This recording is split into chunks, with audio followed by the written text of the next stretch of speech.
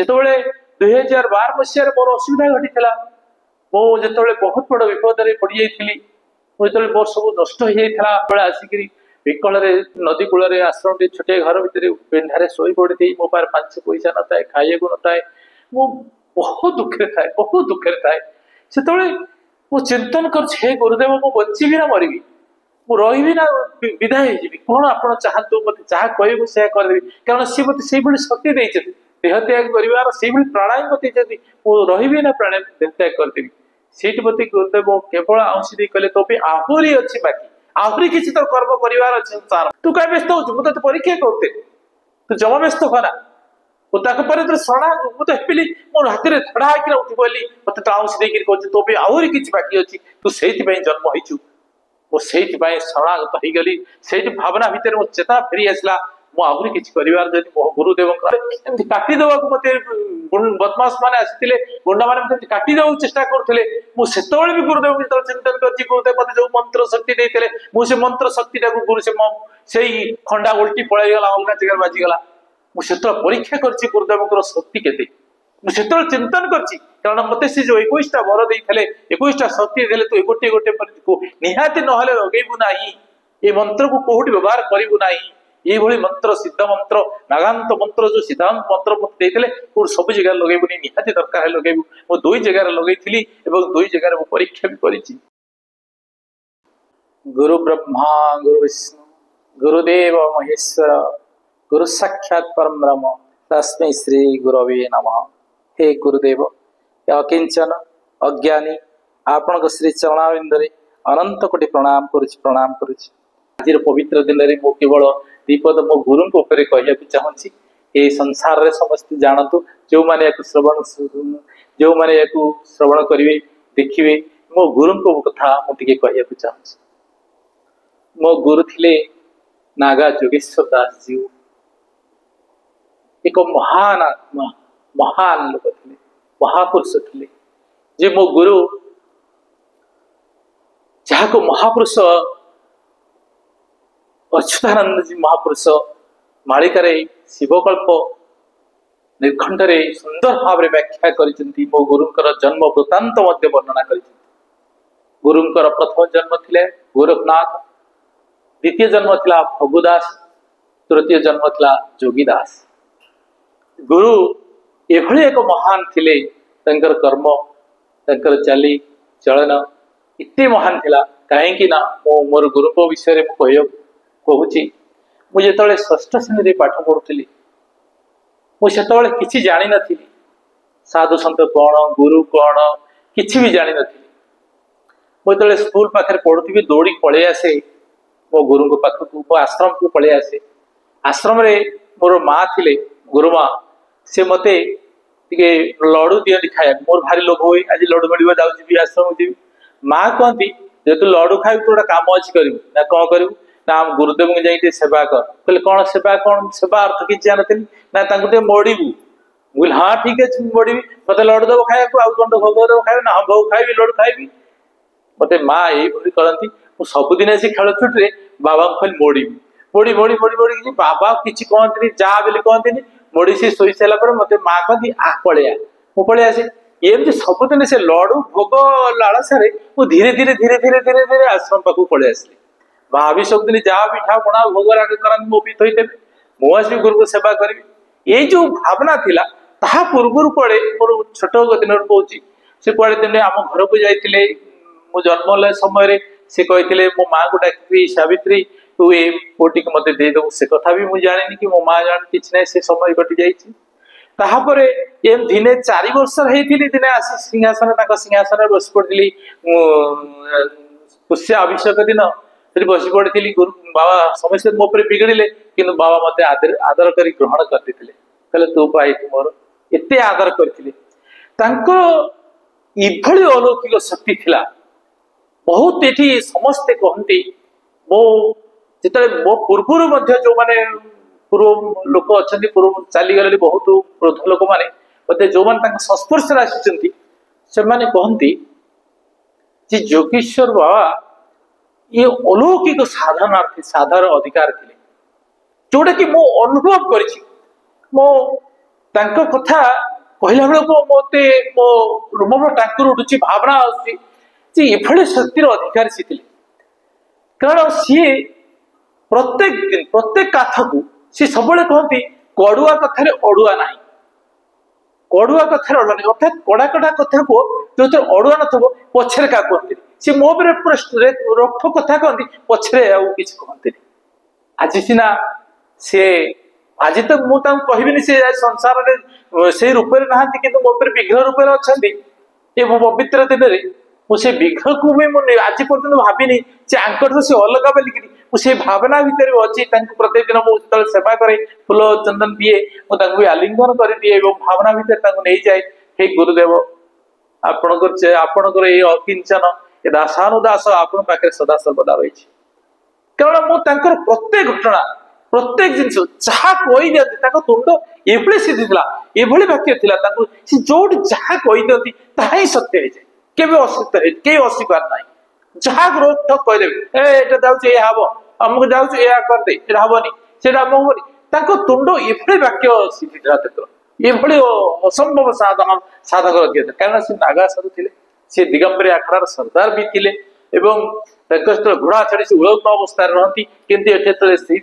रामानंदी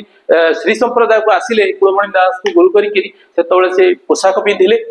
एवं एठी गुरु को निर्देश आश्रम बनईकी रही एभली साधनार अधिकार थिला सी अनेक जिनस अलौकिक जिनस आम पाखे देखीचु एमती कमंडल पानी थोई देते शह शह लोक पानी पिउते से पानी सरू न वर्षा हवा जाऊ वर्षा से पड़े जाते वर्षा हवानी कि पांच जन कर जा कर तो अतिथि तू जा से वर्षा चारिआड़ मुंडे पानी पड़ोनी माने जहाँ को जहाँ कहती भावना अलौकिक जिनस एवं मो जीवन में अनेक जिन अनुभव करते दुख कष्ट आसिले सी जो मत खाली स्पर्श कर सबकि पाई जाए स्पर्श सबकि पाई जाए तेणु भावनाटा मो माने कही पारुनी एते भावना भितर था ये शक्तिर अधिकारी से थे जोटा कि माने से तो मो गुरु हिसाब से देखनी से स्वयं भगवान हिसाब से मो पाखे जन्म ग्रहण करते आसी मत ज्ञान दवाई मत शक्ति प्रदान करने अनेक जिनस मत जो मोर जो ज्ञान उदय है शिक्षागत पढ़ी सारापर मत से बुढ़ामुटी गोड़र बुढ़ामुटी मो गोड़र बुढ़ामुटी रखिक शक्ति प्रदान करते मुझे विचलित होकर एक लय बसी पड़ी ध्यानस्थ होकर सी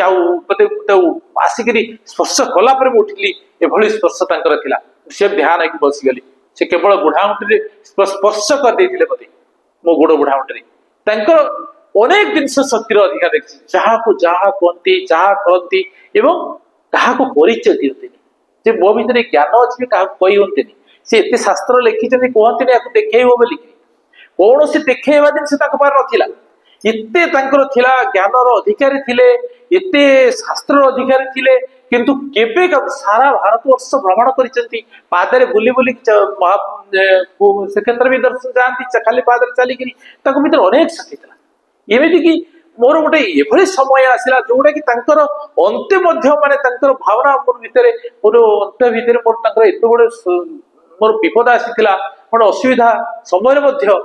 सी मत जो भावना भितर स्पर्श करदे सबकि पाई जाए कारण भली गुरु मिलवा आली शक्तिर अधिकार मिलवा ये विरल थाए ये शक्तिर अधिकार थे माने माने निजको मु कल्पना कर पारे जे मो एभली साधुकर मो जड़े दास माने ये जिनस थिला जहाँ को जहाँ कहते जहाँ को जहाँ धरतु आपको से भल कम कर रागिकी जब पलैगल ना आपंकर सागे सागे जोटा कहते तार अलटा हो जाए केवे भी रागिकी जाते जो रागिकी जाते नेगेटिव कहते अनेक शिष्य था आसती जाती मुझे देखी समस्त कहती अरे कौन करुचु गोटे भक्त आसला पद्मनाभ बसी थाए अरे पद्मनाभ कौन जाऊँ बुढ़ा गलु तो आश्रम धंदा बुझु कहीं जाऊँ ना ना पिला छुआ पिला छुआ तत्ते धरते पिला छुआ धरीचु सब कहते आ सब गोटे कथा से कहती जे मुख्य नाम हाथे काम तो नाम टाक अंतर भितर रखी था हाथ में जिते कम कर ये भावना भितर तो सदा सर्वदा था जीवन तोर किसी असुविधा हम जो 2012 मसीह मोर असुविधा घटी मो जो बहुत बड़ विपद पड़ जाइली जो मोर सब नष्ट हो जाता मोर धनुष नष्ट हो जाता मुझे आसिक विकल 2018 अमावास्या दिन ठीक अमावास्या होता बड़ अमावास्या दिन मुझे से नदी कूल आश्रम छोटे घर भितर पिंधारे शोई पड़ी मो पास 5 पैसा न था खाइए न था मु बहुत दुखे थाए बहुत दुखे थाए से चिंतन कर गुरुदेव मु बची ना मरबी रही ना विदाय हो कौन आप चाहतु मत जहाँ कह से करदेवी कारण सी मत से शक्ति देते देह त्याग कर प्राणायाम देते रही ना प्राणायाम त्याग करदेवी